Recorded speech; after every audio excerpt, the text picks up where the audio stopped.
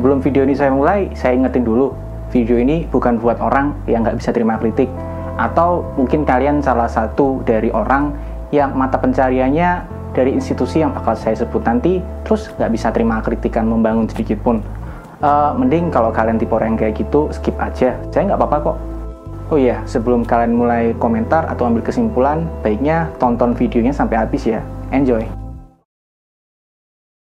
Itu BUMN juga, itu sama aja udah dapat Pertamina nggak mau kerja lagi, tidur 10 tahun jadi ular sanca, ular piton. Masih ada 7 BUMN yang menderita kerugian meskipun ketemu sama direksi BUMN, langsung kasih kartu nama, ngobrol-ngobrol, ketawa-ketawa. Ketika pulang, Pak Erick tuh lihat, ini kan direktur ini, dia cek rugi semua. Mengalami kerugian karena bebannya naik 3 kali lipat. Hampir 20-30 triliun. Data per akhir 2018 ya, karena sekarang udah lebih tinggi ya. Saya pikir nggak masuk akal kalau gitu kelola seperti ini.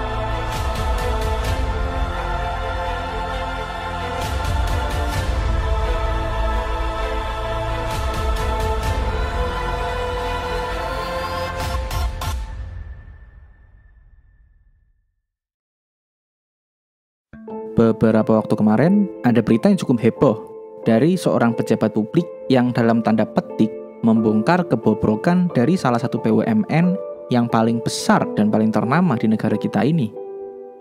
Hal ini bukan menjadi barang baru lagi di telinga kita warga Indonesia yang sering kali mendengar BUMN rugi, BUMN tidak bersaing, BUMN mengandalkan pemerintah, dan banyak alasan lainnya yang membuat kita nggak lagi heran kalau BUMN kita ini nggak dikelola dengan seharusnya perusahaan yang komersial itu dikelola. Hai, Om Bagus di sini dengan sebuah cerita. Oh iya, buat informasi bagi yang nggak tahu, BUMN itu perusahaan ya, bukan instansi pemerintah. Bedanya sama perusahaan swasta, kalau BUMN itu dimiliki negara. Kalau perusahaan swasta ya nggak dimiliki negara. Bisa aja dimiliki pengusaha perseorangan atau perusahaan swasta lainnya. Daripada lama-lama ngobrol kesana kemari, marilah kita langsung aja bahas kenapa sih BUMN kita itu sulit berkembang. Nomor 1, paradigma BUMN adalah stabil dan penguasa pasar. Mungkin ini suatu hal yang nggak bisa dipungkiri lagi ya. Banyak banget di antara BUMN kita itu market leader atau penguasa pasar di banyak industri.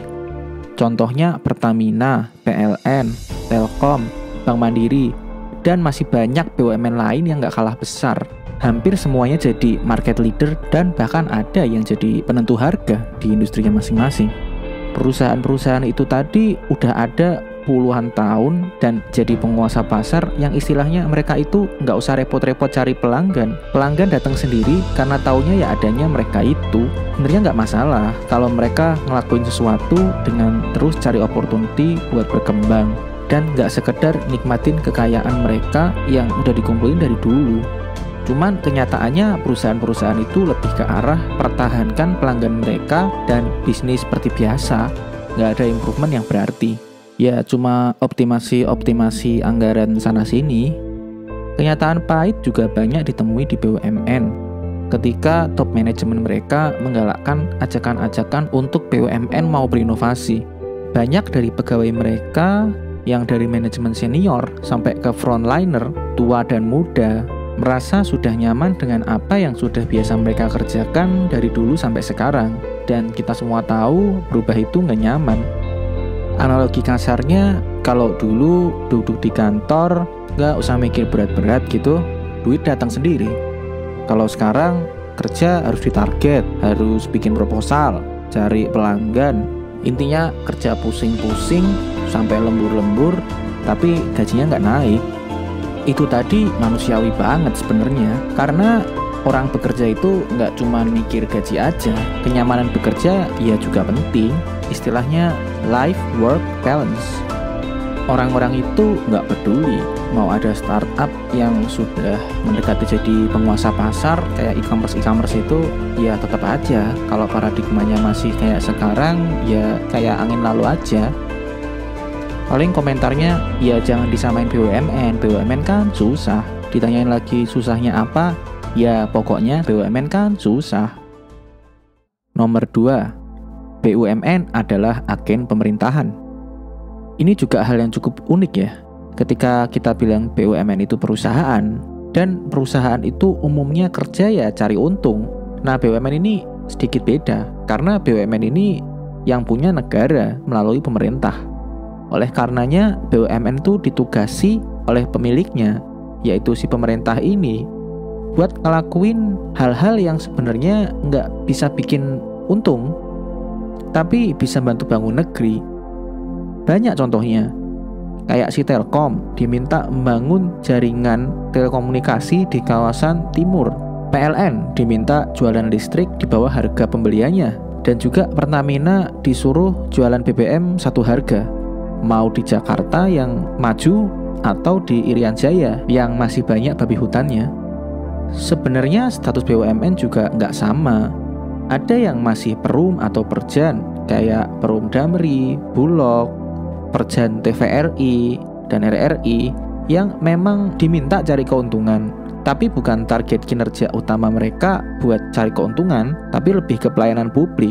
Beda halnya sama BUMN yang statusnya sudah Persero. BUMN Persero ini memang diharuskan dikelola selayaknya perusahaan biasa yang kompetitif, harus cari keuntungan dan bisa cetak laba. Apalagi kalau Persero sudah go public atau TBK.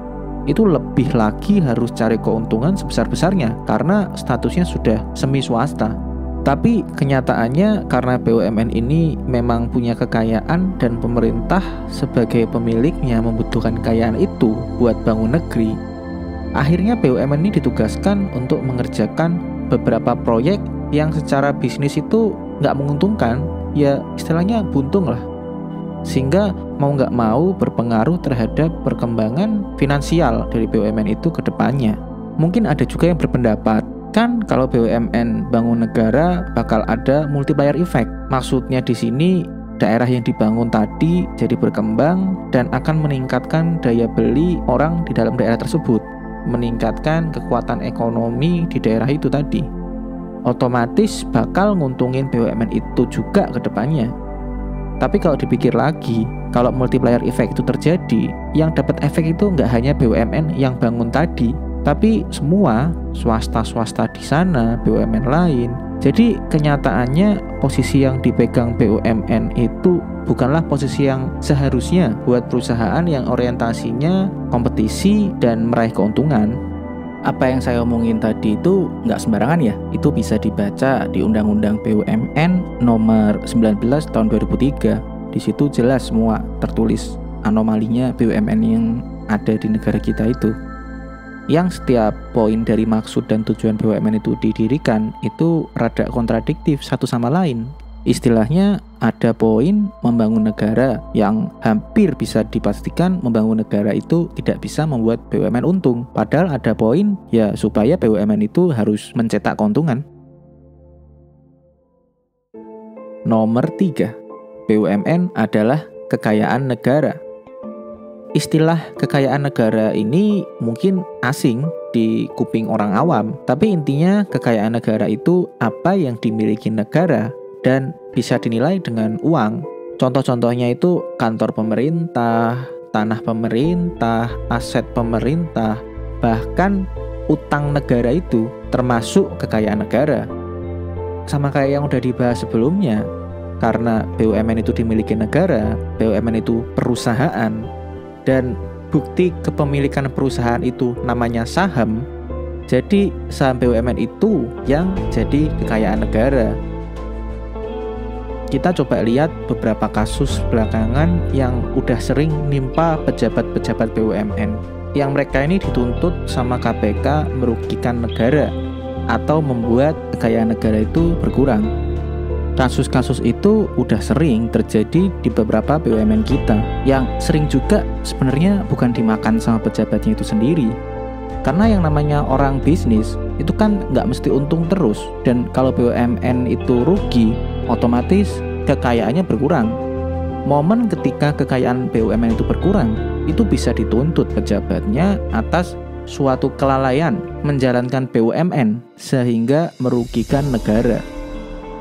Ini jadi polemik sebenarnya, karena yang namanya bisnis, apalagi bisnis kayak energi, komoditas yang syarat banget sama resiko. Karena harga namanya komoditas itu naik turun, bisa jadi beli di waktu mahal, dijual waktu murah. Dan itu jelas bisa bikin perusahaan itu rugi tanpa disengaja.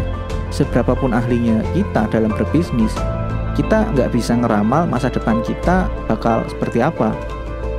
Cuman ya kalau di BUMN ini bikin rugi perusahaan karena memang sedunia rugi, itu bisa kena pasal merugikan negara dan langsung masuk bui. Nah kalau gini kira-kira masih ada nggak yang berminat jadi pejabat BUMN?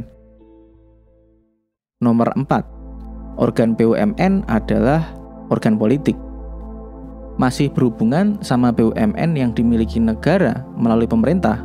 BUMN ini kan perusahaan, jadi selain harus ada pemiliknya atau pemegang saham, harus juga ada yang namanya komisaris atau pengawas, dan juga direksi atau pelaksana, pengurus dari perusahaan.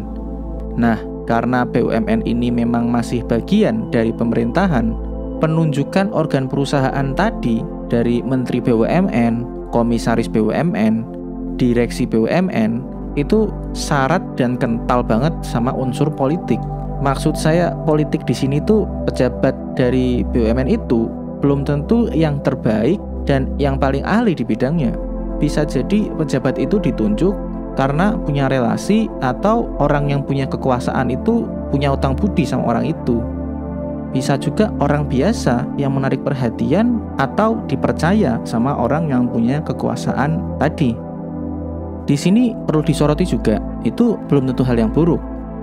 Karena kalau sampai orang ditunjuk jadi pejabat di BUMN, tentu saja orang yang punya kekuasaan itu punya trust atau kepercayaan yang berlebih sama orang tersebut. Dan yang namanya kepercayaan itu bukan barang gratisan, yang pastinya harus dibuktikan dulu dengan kerja yang baik sebelumnya. Cuman kepercayaan itu tuh bukan segalanya untuk menjalankan atau memimpin suatu perusahaan setingkat BUMN kita ini.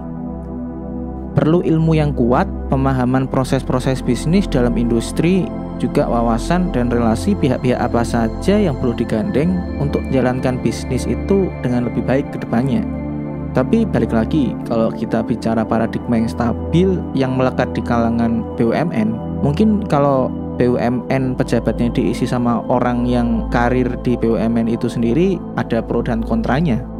Karena pejabat kalau dari jalur karir itu kan taunya kerja di perusahaan itu aja, nggak tahu apa yang terjadi di luar. Tapi setidaknya bekerja dari jalur karir itu, selain paham betul apa yang terjadi di perusahaan itu, ya karena udah lama kerja di situ, mereka juga pasti bekerjanya sudah sangat baik.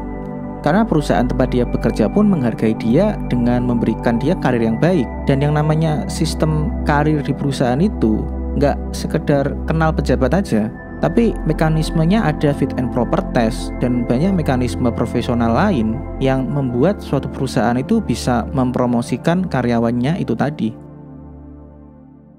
Nomor 5. BUMN sulit mengambil resiko. Nah, sebenarnya isu yang terakhir ini itu isu gabungan dari semua isu yang udah disampaikan tadi. Dari isu awal, BUMN itu sudah market leader dan sudah stabil. Kalau dipikir begitu, kenapa harus ambil risiko sekarang? Kalau dari dulu sampai sekarang itu cukupan. Dari isu di mana BUMN itu agen pemerintahan, di sini BUMN kenapa harus ngelakuin tindakan yang berisiko? Karena penugasan pemerintah itu sudah bikin BUMN itu ngos-ngosan dulu, nggak usah ambil resiko, udah rugi duluan. Setelah itu BUMN yang merupakan kekayaan negara.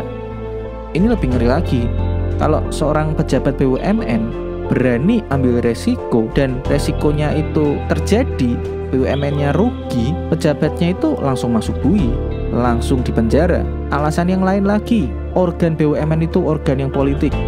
Di sini kalau ada orang yang modal awalnya itu trust, dia itu kalau ambil resiko terjadi suatu kegagalan, juga ada resiko pemegang kuasanya kehilangan trust dari situ. Dan kalau modal awalnya yang trust itu cedera, udah pasti ganjarannya jabatan dicopot. Kan yang namanya orang punya kekuasaan itu cari orang itu kan gampang, yang sulit cari orang yang bisa dipercaya. Dan kembali lagi, ngapain ambil resiko kalau resikonya trust yang dibangun itu jadi cedera? Dari gambaran yang awal tadi kita sudah lihat kenapa BUMN itu tidak bisa ambil resiko.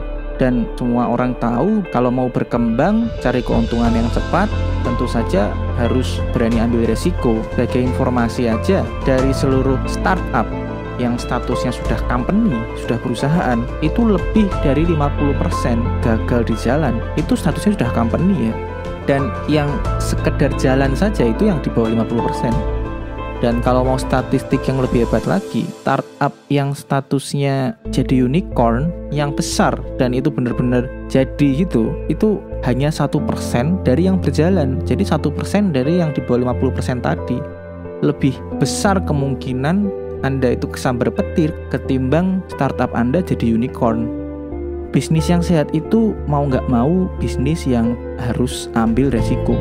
Dan kalau cuma sekedar memanfaatkan apa yang ada, cuma sekedar optimasi saja tanpa inovasi, mungkin bakal ada improvement, tapi nggak akan berarti. Lebih ke jalan di tempat sebenarnya. Pesan penutup saya, yang bisa bangun BUMN ini nggak cuma BUMN dan pegawai BUMN. Dari atas sampai bawah, sampai kita semua warga Indonesia, lakukan yang terbaik untuk apa yang negara kita ini dimiliki.